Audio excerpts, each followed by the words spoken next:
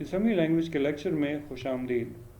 ये lecture history के बारे में है। इसमें हम अर्ली कंप्यूटर्स को देखेंगे और ये देखेंगे कि असमी लैंग्वेज के आने की ज़रूरत क्यों पड़ी। ये लेक्चर मुश्किल नहीं है, जहाँ भी ज़रूरत पड़ेगी साथ ही साथ मैं आपको बताता रहूँगा। So let's move ahead. अगर हम हिस्ट्री में जाएं तो हमें पता चलता है कि कॉनराड ज़ूस या Z1 कंप्यूटर जो है ये पहले कंप्यूटर्स में शुमार होता है। ये सेकेंड वर्ल्ड वॉर के दौरान बनाया गया था और इसका मकसद सेकेंड वर्ल्ड वॉर के मसाइल को टैकल करना था। इसी तरह अर्ली कंप्यूटर्स में हमें हार्वर्ड मार्क 1 मिलता है और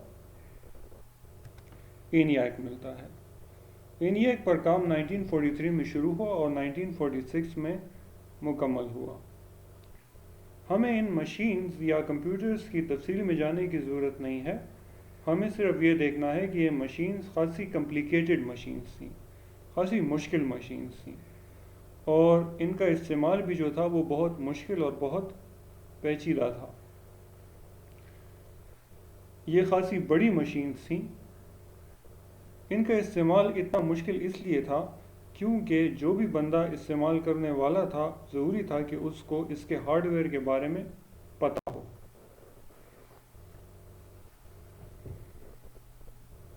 सो लेट्स मूव अहेड। आगे मैं आपको इन कंप्यूटर्स के बारे में एक एक करके बताना चाहूँगा।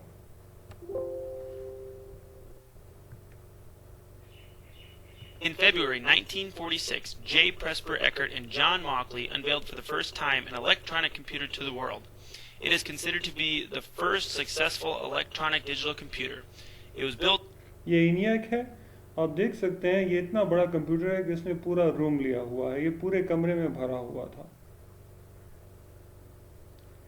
इसकी वजह ये थी कि इसमें मैकेनिकल पार्ट्स का इस्तेमाल था।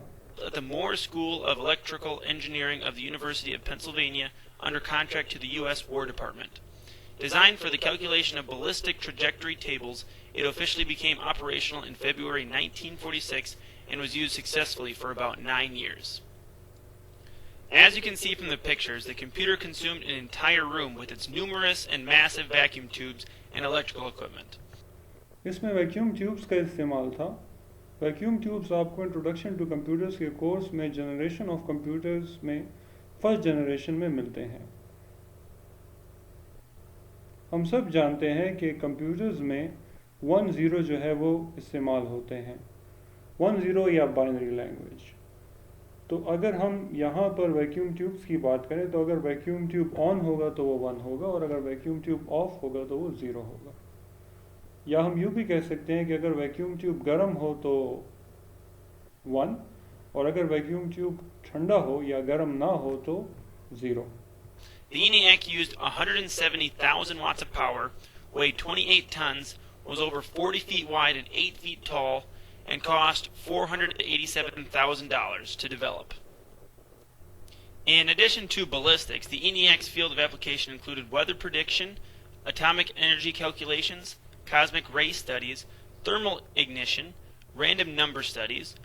इन अर्ली कंप्यूटर्स का ज़्यादातर मकसद सेकेंड वर्ल्ड वॉर के दौरान मैथमेटिकल कंप्यूटेशंस को हैंडल करना था और सेकेंड वर्ल्ड वॉर के दौरान फौजियों की मदद करता था इन कंप्यूटेशंस को हैंडल करके। Wind tunnel design and other scientific uses. It is recalled that no electronic computers were being applied to commercial problems until about 1951. After construction, the ENIAC was shipped to the Aberdeen Proving Ground in Aberdeen, Maryland, in 1947. There, on July 29, 1947, it was turned on and would be in continuous operation until 11:45 p.m. on October 2nd, 1955. Next, there will be a short video from the ENIAC Museum. This is one segment, one rack, if you will, of a system that had nearly 18,000 vacuum tubes. ये ENIAC है जो कि आजकल आपको museum में मिलता है, American museum में। Or valves, as they're sometimes called. They operated in a building that was approximately 3,000 square feet. 1,500 square feet was the computer itself. The rest was the support, cooling, and power. When it was first gone into operation, it lasted approximately 45 seconds for a major power failure. It wasn't designed with optimum cooling. When it finally was shut down in 1951, it could go for approximately 2.5 days. What it represents is a significant milestone in human history. It's been estimated that the ENIAC, the Electronic Numerical Integrated Computer, as the first digital computer, processed more information in 90 hours of successful operation than all of the information that was available from the time humankind first stood up and began to write and speak until 1940. ये बंदा ये बात कर रहा है कि जब से इंसान ने लिखना शुरू किया तब से लेके ENIAC के बनने तक के जितने साल हैं उस जितनी कंप्यूटेशन ENIAC सिर्फ 90 घंटों में कर सकता था. 1946, when this machine became operable.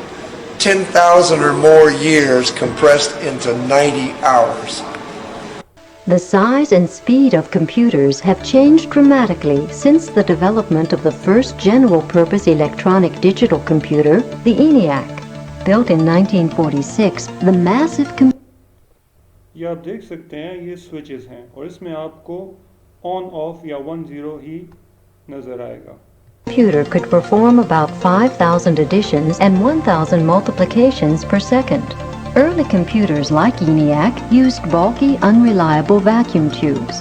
The invention of vacuum tubes का पहले इस्तेमाल होता था जो कि खासे बड़े थे, लेकिन ट्रांजिस्टर के आने के बाद कंप्यूटर्स छोटे होने लगे. the transistor in 1947 led to the production of faster, smaller, and more reliable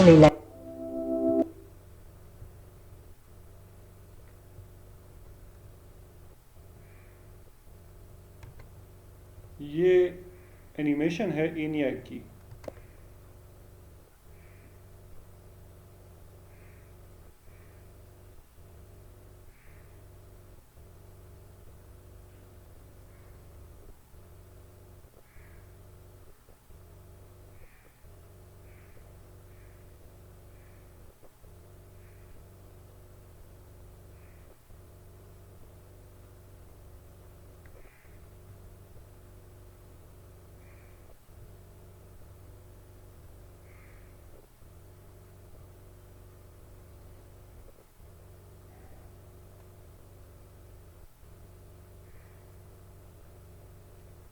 ये वो लोग हैं जिन्होंने ENIAC को बनाया.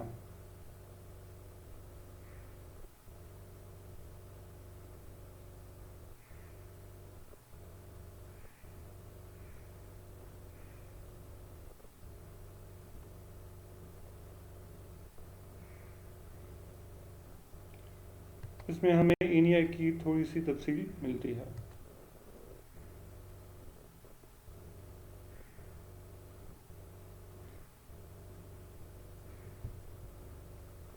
'50s. Every computing system of any kind. ये Z3 कंप्यूटर की बात हो रही है. अब Z3 कंप्यूटर जो है ये Z1 की शक्ल है. Z1 कंप्यूटर जो था ये सेकेंड वर्ल्ड वॉर में डिस्ट्रॉय हो गया था. Z3 जो है वो उसकी रीमेकिंग है. Operates as a binary system at its lowest level, zeros and ones. वही 1-0 वाली बात ये बंदा कर रहा है. A DVD or a CD has black spots and light spots read by a laser. DVD या CD में लेज़र का इस्तेमाल होता है जहाँ पे पिट्स और होल्स जो है वो या 1-0 जो है वो लेज़र की मदद से इस्तेमाल होते हैं. Punch cards from the old computing systems like the IBM. This is a relay-based system. A relay. इसमें रिले का इस्तेमाल होता था 1-0 के लिए. अगेन हमें तफसील में जाने की ज़रूरत नहीं है. हमसे रिलेज रेलेवेंट नहीं है. हमें सिर्फ ये देखना है कि इसमें रिलेज इस्तेमाल होते थे और 1-0 जो है वो रिलेज की मदद से पॉसिबल था. Is either open or closed. Open, no information. Closed, information. Early computing, this is a recreation from a World War II computer. Post-World War computer, 1950s, 1960s, the Z23. It was not a ये Z3 computer यानी Z1 की remaking है। relay-based system, it was a processing-based system. This particular system belonged to Siemens Corporation, who rescued it from a scrap heap, reconditioned it as best they could, and then presented it to the Computer History Museum in Mountain View, California. It was a very modern machine for its time. It did have paper tape. It later had magnetic tape. And it did have direct data input from a control console and from a modified typewriter, which you'll notice in this case does say Siemens. Konrad Zuse, only in the last few years has been ये typewriters इस्तेमाल होते थे punch cards type करने के लिए। recognized for his contributions, but again, because of his punch cards आगे जिक्र आएगा पंच कार्ड्स का। political history, many historians were loath to recognize what he had done in the computing world.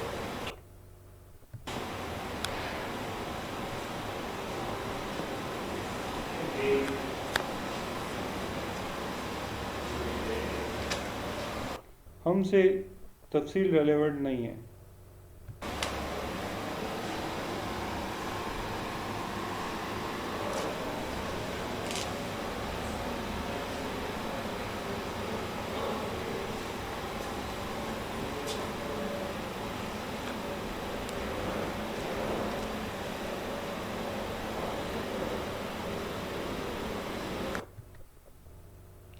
ये Z1 computer जो था ये Germany का computer था और ये जूस साहब थे।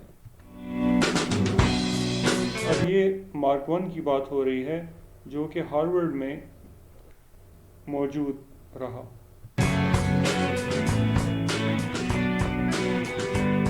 ये mark 1 computer. In 1944, IBM introduced the Automatic Sequence Controlled Calculator, or ASCC, the largest electromechanical calculator in the world.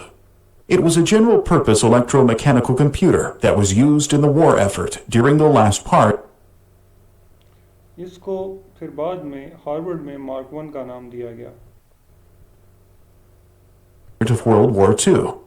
The IBM's Automatic Sequence Controlled Calculator became known as Harvard Mark I by Harvard University staff and others. The Mark I ये paper tape है। Paper tape या punch cards पर 10 जो थे उसका pattern मौजूद होता था। आगे इसका जिक्र आएगा।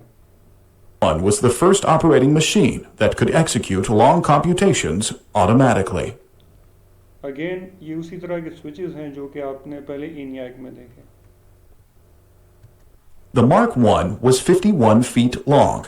It used 500 miles of wire with over 3 million connections. 500 miles of wire, अंदाज़ा लगा सकते हैं ये कितनी बड़ी मशीन थी।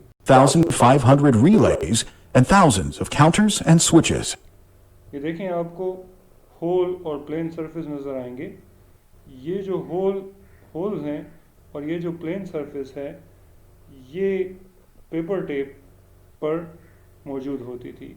होल का मतलब है 0 और प्लेन का मतलब है 1। इसकी मदद से मार्क 1 का इस्तेमाल होता था, यानी कि 1-0 binary. It was truly a giant of its time. The Mark I read its instructions from a 24-channel punched paper tape. The first programmers of the Mark देखें 0 और 1, होल 0 है और प्लेन 1 है। I were computing pioneers Richard Milton Block, Robert Campbell, and Grace Hopper. ये जो grace hopper थी ये वो खातून थी जिन्होंने कंपाइलर को बनाया। कंपाइलर कंप्यूटर की दुनिया में एक बहुत बड़ी रेवोल्यूशन है। आगे कंपाइलर का जिक्र आएगा, लेकिन फिर भी थोड़ा सा आजकल अगर हम कोई सॉफ्टवेयर बनाते हैं तो हमारे पास कंपाइलर मौजूद होता है और कंपाइलर की मदद से बड़ी आसानी से कोई भी बंदा सॉफ्टवेयर बना सकता है कंप्यूटर के लिए। तो ये कंपाइलर जो है ये बहुत बड़ी रेवोल्यूशन है कंप्यूटर की दुनिया में। Let's move ahead.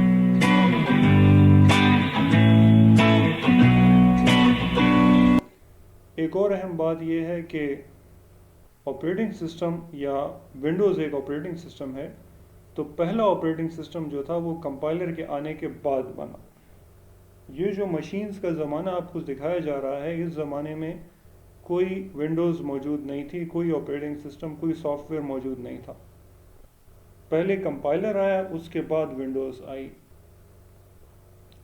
यहाँ पे आप देख सकते हैं कि ये कितनी बड़ी पेपर टेप है जिस पर 10 का पैटर्न है जो कि कंप्यूटर को दिया जा रहा है।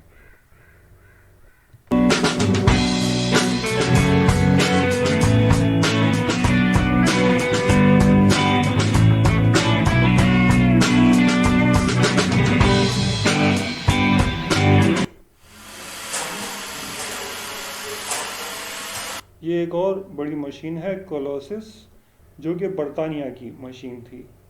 तो बेसिकली Z1 जर्मनी का था, ENIAC और मार्क 1 जो थे ये अमेरिकन थे, और ये कोलोसिस जो था ये बरतानिया का था। अगेन सेकेंड वर्ल्ड वॉर की बात हो रही है।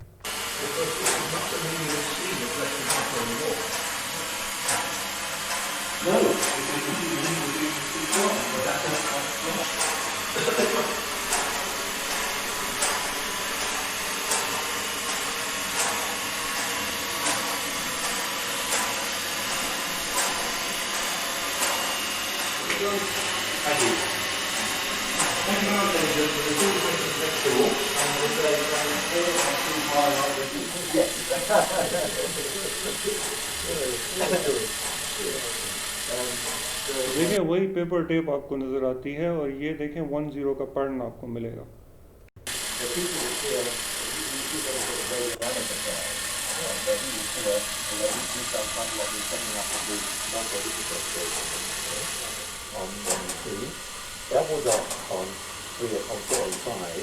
ये उसी तरह के स्विचेस हैं जो कि हमने पहले देखे। No J's and lots of no Y's and you say that?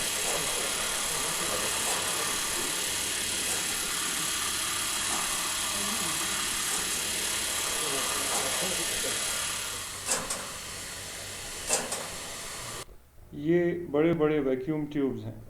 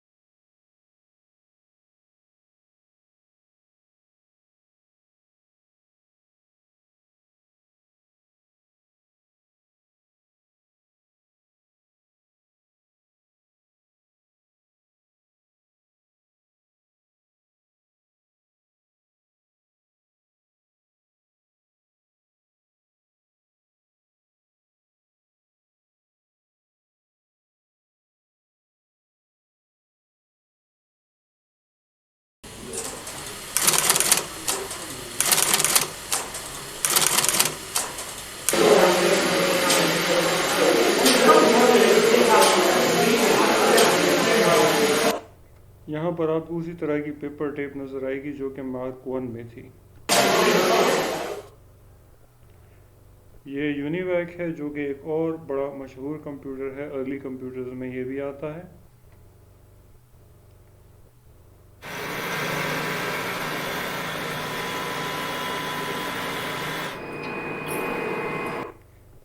Again आप पेपर टेप जो है वो देख सकते हैं।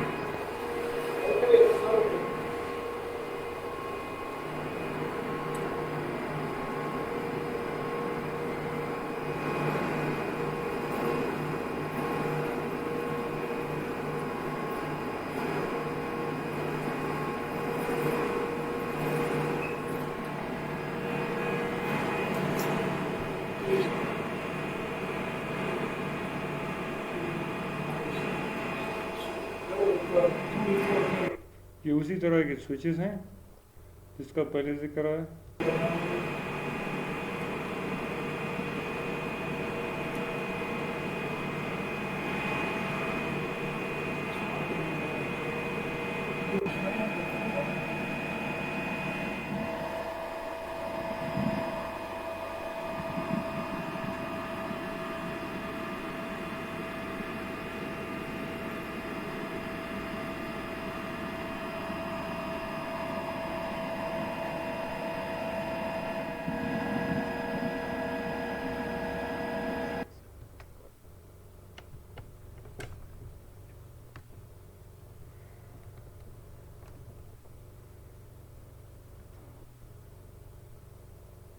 Start. ये PDP-8 है। PDP-8 एक और मशहूर कंप्यूटर है। ये एक अच्छी एग्जांपल है जिसमें आप आगे देखेंगे कि PDP-8 को किस तरह इस्तेमाल किया गया है म्यूज़िक प्रोड्यूस करने के लिए। ये देखें again paper tape. Zählt das Programm an. Schiene hält an. Akkumulator hat Prüfsumme 0. Accumulator का लफ्ज़ जो इन्होंने इस्तेमाल किया है, ये एक्यूमुलेटर आजकल के प्रोसेसर्स में भी मौजूद है, इसका जिक्र आगे आएगा। अभी हमें इसकी तफसील में जाने की ज़रूरत नहीं है। Im Memory Buffer ist 7402, also der Haltbefehl. Und jetzt das Programm selber wird gestartet bei Adresse 200. ये PDP-8 म्यूज़िक इसलिए प्रोड्यूस कर सकता है क्योंकि कैसेट टेप पर भी आपके पास पैटर्न होता है, तो वही पैटर्न 10 में फीड करके कंप्यूटर को अगर हम दे दें तो वो म्यूज़िक प्रोड्यूस कर सकता है। 100. Load Address und Start.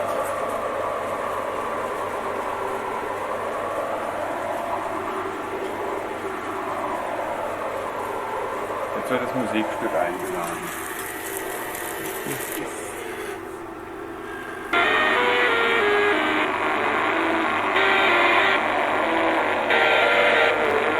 ये आपको सिंपल म्यूज़िक मिलेगा क्योंकि ये एक पुरानी मशीन है।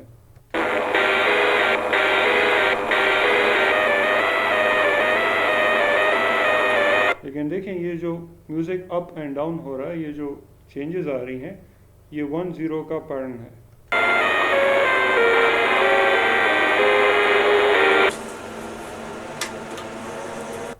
ये एक और अच्छी एग्जांपल है जिसमें ये बंदा PDP-8 का ही इस्तेमाल करेगा और आगे आप देखेंगे क्या होगा।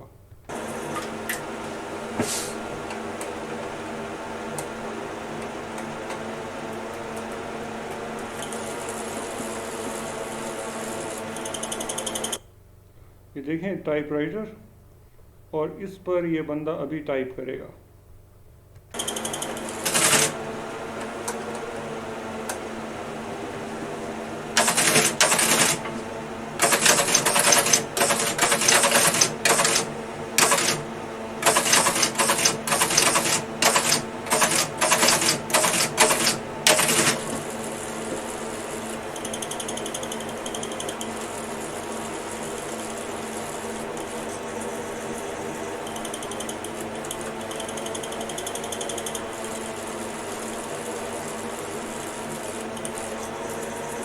अगेन ये PDP-8 है। PDP-8 पुराने कंप्यूटर्स में शुमार होता है।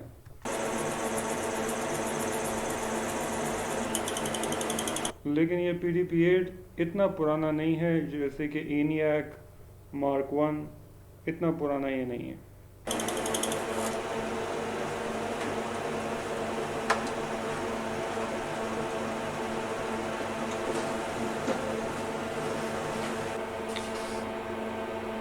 देखिए आपको लाइट्स नज़र आ रही होंगी।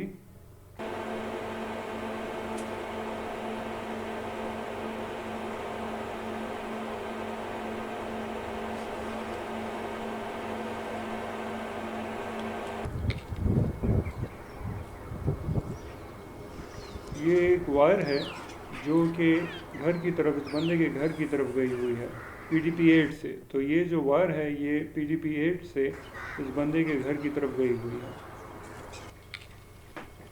ये देखें ये 3 लाइट्स जो हैं ये ऑन ऑफ हो रही हैं उस पैटर्न की वजह से जो कि उस बंदे ने वहाँ पे टाइपराइटर पे टाइप किया। वो टाइपराइटर पे जो पैटर्न है 10 का, उसके नतीजे में 3 लाइट्स ऑन ऑफ हो रही हैं। तो 1 means on and 0 means of.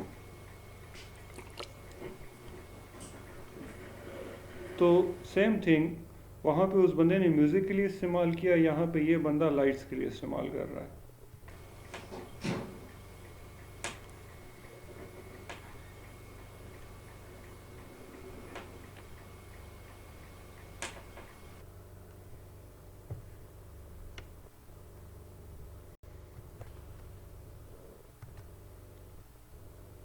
अगर हम आजकल की बात करें तो आजकल आपके पास कंप्यूटर में प्रोसेसर का इस्तेमाल होता है। तो वो प्रोसेसर जो है उसी को असल में ये 10 का पैटर्न जो है वो दिया जाता है। ये अभी हम एक छोटे से एग्जांपल में देखेंगे।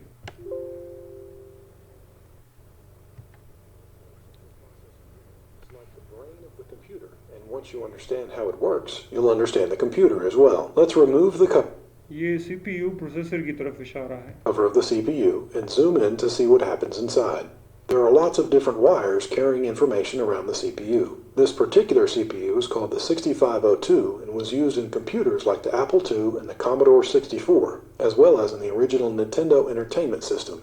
This simulation of the 6502 can be found online at visual6502.org. In every CPU, there is a particular wire that turns on and off at a देखें, ये बंदा बात कर रहा है कि हर CPU में एक वायर होती है जो ऑन ऑफ होती है। steady rate to help keep everything On means 1, off means 0.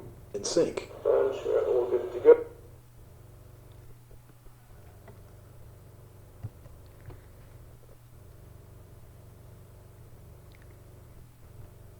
Punch cards ये कंप्यूटर्स में इस्तेमाल हुआ करते थे।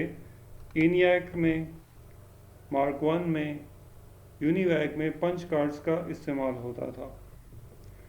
पंच कार्ड्स जो हैं इस पर 10 का पैटर्न जो है वो एंटर किया जाता था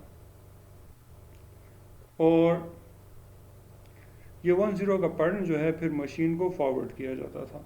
तो 10 मीन्स बाइनरी। मशीन कोड भी उसको इसलिए कहते हैं बिकॉज इस पर मशीन का इस्तेमाल किया जाता था, या मशीन लैंग्वेज या बाइनरी लैंग्वेज। लैंग्वेज का सिंपली मतलब इस्तेमाल करना है, तो चूंकि मशीन को मशीन लैंग्वेज की मदद से इस्तेमाल किया जाता था इसलिए इसको हम मशीन लैंग्वेज कहते थे।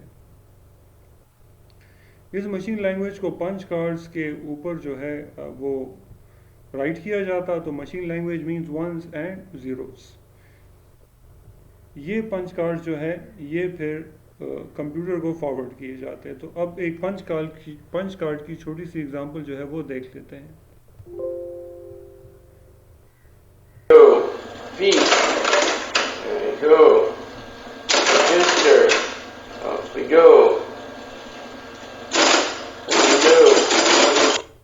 आप देख सकते हैं ये बंदा जो है ये टाइप कर रहा है और इसके नतीजे में पंच कार्ड्स पर 10 का पैटर्न जो है वो प्रोड्यूस हो रहा है।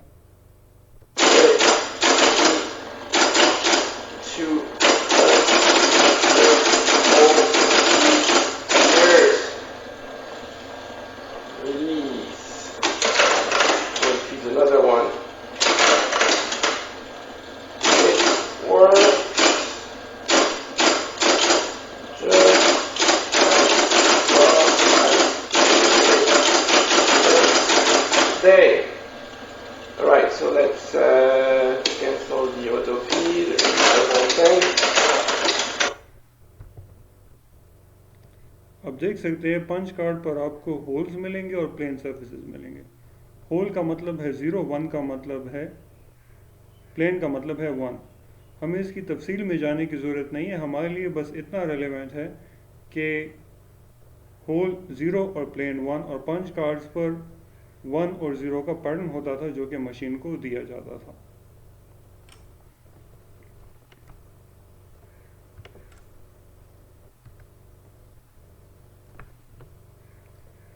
तो अब अगर हम देखें